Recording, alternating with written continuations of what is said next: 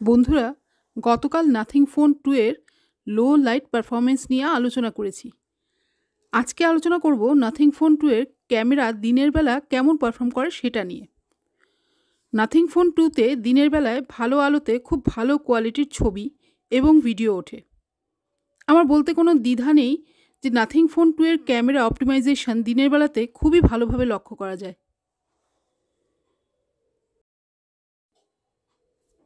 আমি Samsung Galaxy ফোনগুলো নিয়মিত ব্যবহার করি এবং আমার পরিবারের সদস্যরা ওয়ানপ্লাস আর আইফোন নিয়মিত ব্যবহার করে। আমাদের প্রত্যেকের অভিজ্ঞতার সমন্বয় থেকে বলতে পারি যে নাথিং ফোন 2 দিনের আলোতে সবচাইতে ভালো ফটোগ্রাফির জন্য অপটিমাইজড।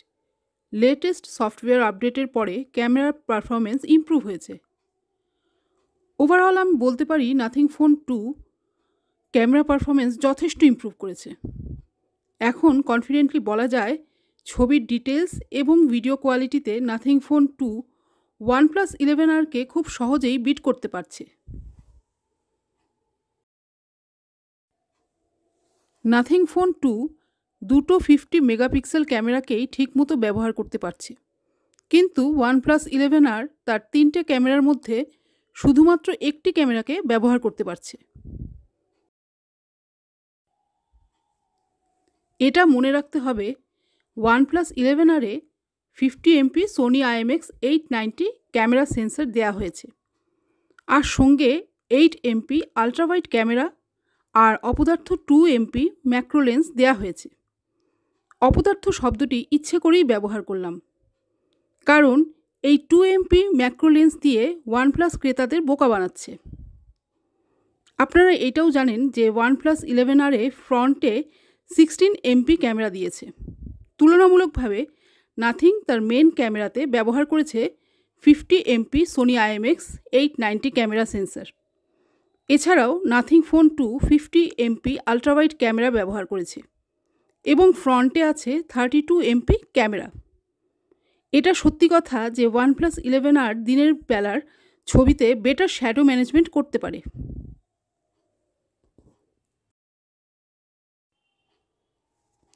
এখানে যে ছবিগুলো দেখতে পাচ্ছেন, এগুলো আজকেই আমি তুলেছি, আর আমি এই ছবিগুলো নিয়ে খুব স্যাটিসফাইড।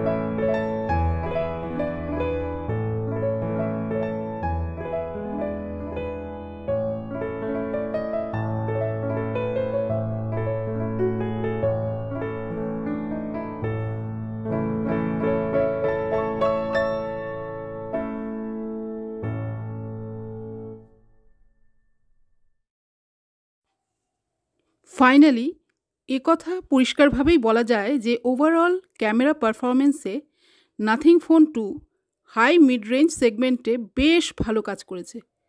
তবে স্যামসাং এবং আইফোনের ফ্ল্যাগশিপ ডিভাইসগুলোর সঙ্গে কম্পিট করার মতো অবস্থায় এখনও আসতে পারেনি।